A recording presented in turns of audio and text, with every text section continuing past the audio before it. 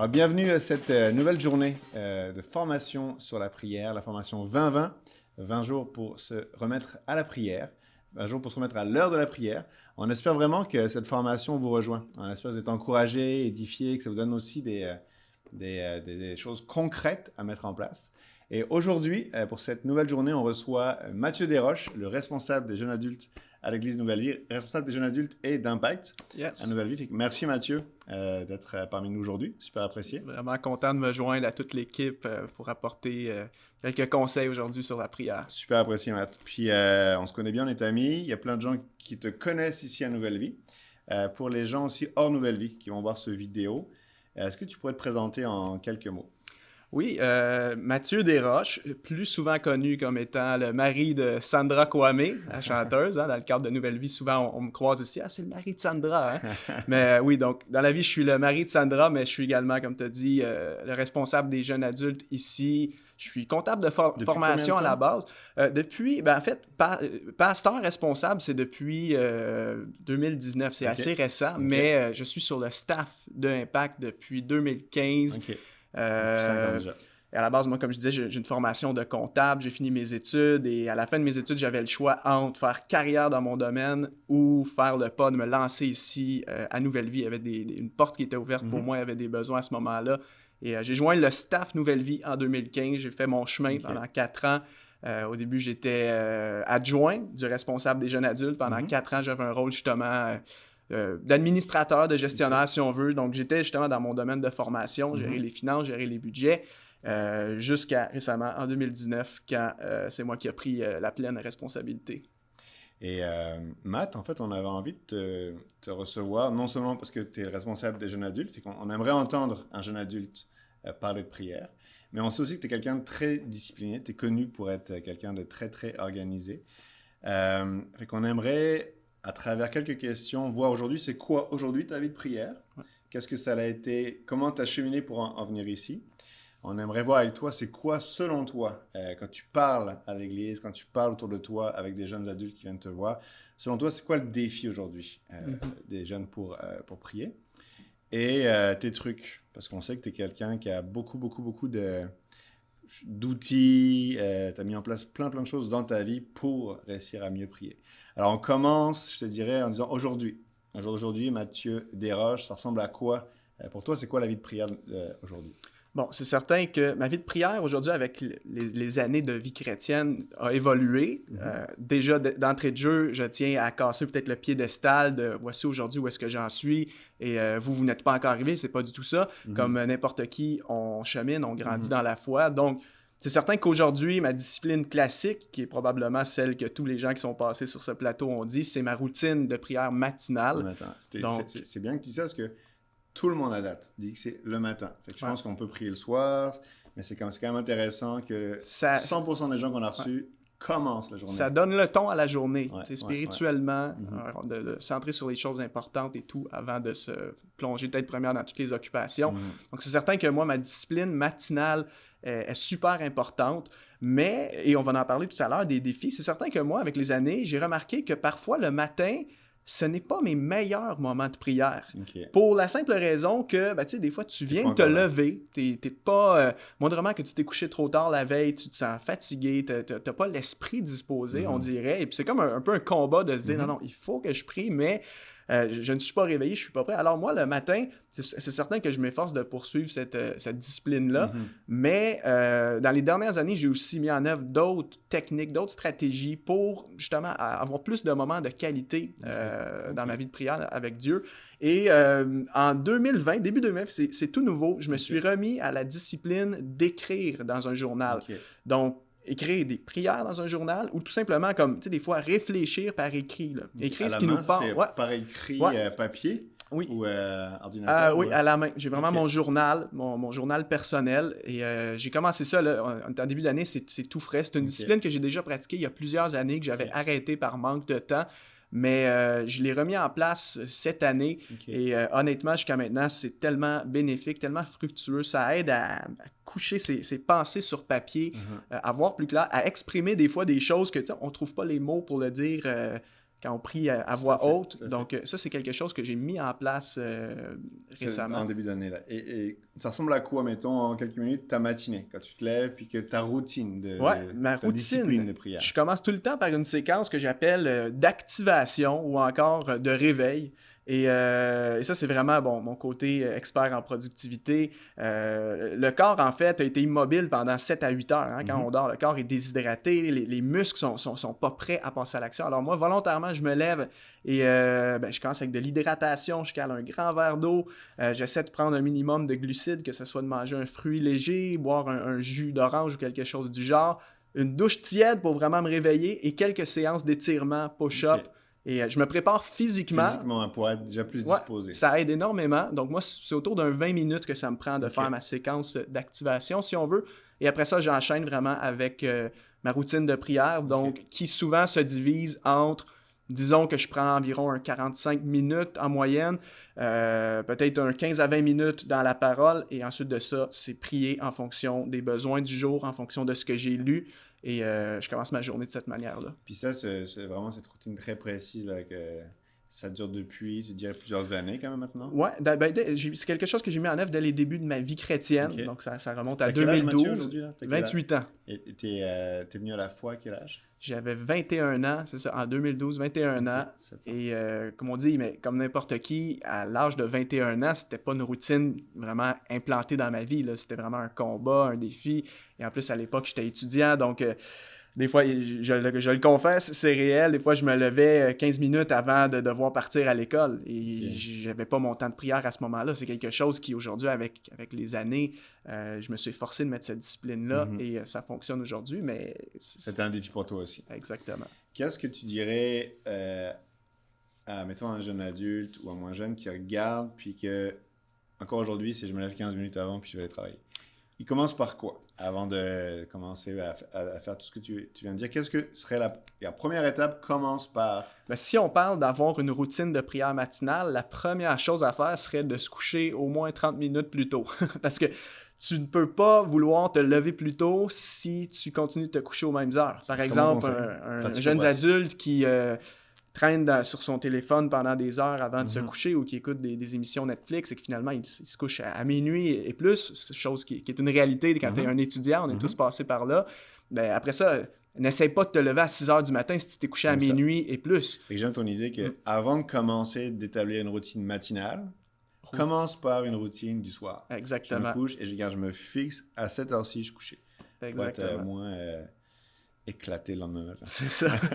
Parce qu'après, c'est dans ce contexte-là. Si tu n'as pas assez dormi, tu te lèves et même si tu te tiens à ta discipline de prière, tu n'es pas disposé physiquement. Tu es fatigué, tu as des mal de tête, de fatigue des fois, puis c'est pas bon là, à ce moment-là. Très bon conseil. Est-ce que, Matt, quand les jeunes à l'église viennent te parler, est-ce que c'est un sujet qui revient souvent, la prière? Est-ce que les jeunes te parlent souvent de comment est-ce que tu peux m'aider à prier? Est-ce que c'est un sujet qui revient souvent? Ben, c'est certain que les jeunes veulent développer cet aspect-là de vie de prière et c'est un défi pour plusieurs. Donc, on demande souvent conseil, comment tu fais, qu'est-ce que je peux faire pour m'améliorer. Puis, à travers ces discussions que tu as avec eux, si tu devais sortir une chose qui revient souvent, mettons un défi que c'est très, très récurrent pour un jeune, ben moi, mon défi, ce serait quoi? C'est évident. Pour moi, c'est les distractions. OK. Et c'est un défi pour les jeunes, mais c'est un défi pour moi personnellement. C'est un défi même pour, je crois, monsieur, madame, tout le monde, peu importe votre âge. Peux-tu définir distraction? Ben, distraction, en fait, c'est tout ce qui prend notre focus alors qu'on essaie, par exemple, de se concentrer sur la prière. Donc, par exemple, je ne sais pas, peu importe où est-ce que tu pries, si c'est dans ton bureau, dans ta chambre, ben, parfois, tu te dis, ben, j'aimerais prendre un 20 minutes de prière, mais au final, ton attention est attirée partout. Tu penses à qu'est-ce que tu dois faire dans ta journée, distraction du genre, ben, tu reçois un message texte ou ben, finalement, tu te retrouves sur Instagram ou sur Facebook. Tu es distrait même des fois par ton environnement. Moi, ça m'arrive des fois, je prie dans mon bureau à la maison, mais dans mon bureau, j'ai une belle bibliothèque de livres qui m'inspirent. Donc moi, c'est un défi des fois, si je prie les yeux ouverts, ben, je vois un livre et là, finalement, je me rends compte que je finis avec le livre dans les mains alors que j'étais supposé prier. Donc, la distraction est un énorme défi pour moi et pour les jeunes adultes. Puis c'est marrant, c'est intéressant que tu dis ça parce que distraction, OK, c'est le terme qui revient souvent mais des jeunes adultes, mais en fait, si tu as un téléphone cellulaire, si tu as un courriel, si tu as un métier, si tu as une maison, si tu as une bibliothèque, si tu as des... La distraction, c'est le facteur numéro 1, en fait. C'est clair. Je suis super content que tu nous parles de ça, parce que je pense que ça va rejoindre des jeunes adultes, mais ça va rejoindre aussi tout le monde, parce que on est tous, puis des fois même sans rien, même si tu coupes tout dans tes pensées, distraction des pensées, tu es en train de prier, puis finalement, tu penses à qu'est-ce qu'on va faire les courses, il faut... Fait que, qu'est-ce que toi, concrètement, tu as mis en place pour justement réussir à couper ces distractions, puis qu'est-ce que tu pourrais nous partager pour que du monde puisse mettre en place des choses concrètes pour je coupe les distractions. Tout à fait. C'est certain, il y a plusieurs stratégies qu'on peut mettre en œuvre pour lutter contre les distractions. La première, et on la retrouve même dans la Bible, en fait, c'est de trouver un endroit propice à la prière, un local propice à la prière. Vous savez, dans la parole, Jésus lui-même nous a fait cette recommandation-là quand il a dit « Quand tu pries, entre dans ta chambre, ferme la porte. » Autrement dit, Jésus est en train de dire, c'est comme si Jésus même, à cette époque-là, alors ferme la porte aux distractions. Ferme la porte, entre dans ta chambre. La prière, c'est un acte d'intimité entre toi et Dieu. Tu ne peux pas prier efficacement si tu es sujet à toutes les distractions. Donc, le premier conseil pour moi, c'est de trouver un local propice à la prière. Et moi, c'est quelque chose qui, dans les débuts de ma vie chrétienne, j'avais vraiment quelque chose qui me manque aujourd'hui. J'ai plus accès à ça. Quand j'habitais chez mes parents, justement, dans les années 2012-2013, chez mes parents, dans le sous-sol, on avait littéralement une salle de prière. Wow. C'était une salle, en plus, insonorisée. Alors moi, je pouvais m'isoler dans cette pièce-là. Je pouvais prier à voix haute et je dérangeais pas personne parce que c'était insonorisé. Et il n'y avait aucune distraction. Cette pièce-là était vide. Il n'y avait rien. C'était 4 murs et un lit, un matelas qui était là. Alors, moi, quand j'allais dans cette pièce-là, j'avais vraiment des temps profonds, des moments de prière parce que je pouvais justement être concentré, ne pas être distrait. Et là, c'est certain qu'aujourd'hui, chez moi, dans ma propre maison, j'ai plus le privilège d'avoir une pièce dédiée à ça. Donc, présentement, je prie dans mon bureau, mais je sais que je dois faire vraiment des efforts pour... en fait, lutter contre parfois les distractions visuelles, comme on disait, l'ordinateur. Dans mon bureau, j'ai mon ordinateur de travail. Donc, quelle tentation des fois de te dire « Ah, c'est vrai, il faut que j'envoie un courriel ou autre. » Donc, premièrement, ce serait le local, c'est super important. Ensuite de ça... je vous disais tantôt, je dis que Mathieu, c'est le roi de l'organisation. Puis j'aime ça, je suis en train de voir, tu as des notes hyper précises. Puis c'est pas une blague, Mathieu est vraiment très, très bon, très organisé. Puis j'aime ça. Fait que le local... Ensuite, ça va de soi, éloigner le téléphone. Okay. Et il y a peut-être 2 façons de faire. Il y a la méthode pour quelqu'un qui a quand même de l'autodiscipline, c'est-à-dire que tu prends ton téléphone, tu le laisses en dehors de ton local de prière pendant la durée que tu veux prier. Mais on sait que pour le commun des mortels, on a de la difficulté à faire ça. On aime ça avoir le téléphone. On a peur de manquer quelque chose. Des fois, tu mets de la musique. Ouais, c'est ça. Sauf qu'on sait que, tu sais... C'est un danger pareil. C'est ça, c'est à double tranchant parce que autant que ça peut te servir, tu sais, mais après ça, une notification, et là, un message texte, le téléphone vibre ou encore le petit ting. Et puis là, oublie ça. Donc, la méthode forte, en fait, la méthode simple, c'est éloigne juste ton téléphone.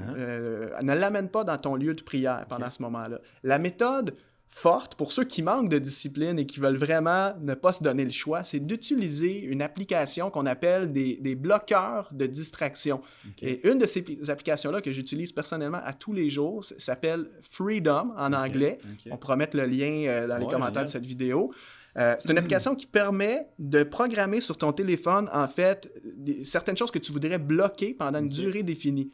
Donc, moi, quand je suis dans un moment de prière, dans l'application Freedom, je dis par exemple à l'application « bloque les messages textes, bloque les appels entrants, bloque les courriels, bloque Facebook, Instagram, Internet, Amazon, toutes ces choses-là, YouTube, pendant une durée déterminée, donc mettons pendant 30 minutes.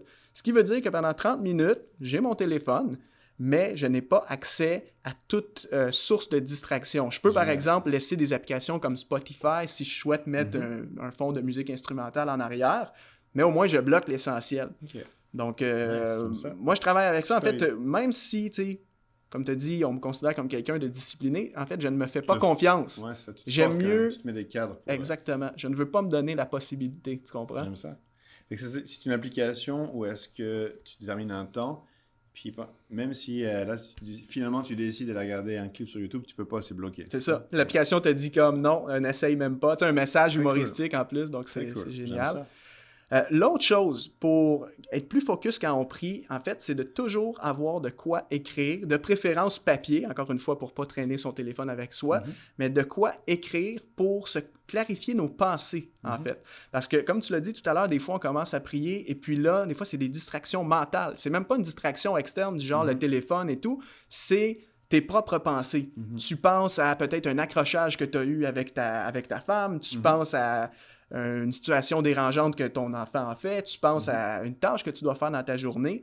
Alors, dans le fond, l'idée, c'est que plutôt que de ruminer ça dans ses pensées puis de perdre le fil de ta prière, dès qu'une pensée comme ça te vient à l'esprit, ben, écris-la sur un support externe. Nice. Parce qu'il y a un principe qui dit, c'est ce qu'on appelle l'externalisation. Quand tu sors quelque chose de ta tête et que tu l'écris, après ça, le cerveau peut penser à autre chose. Tu peux concentrer ton attention sur autre chose et non pas essayer de tout le temps retenir « faut pas que j'oublie de faire ça, faut pas que j'oublie telle affaire ».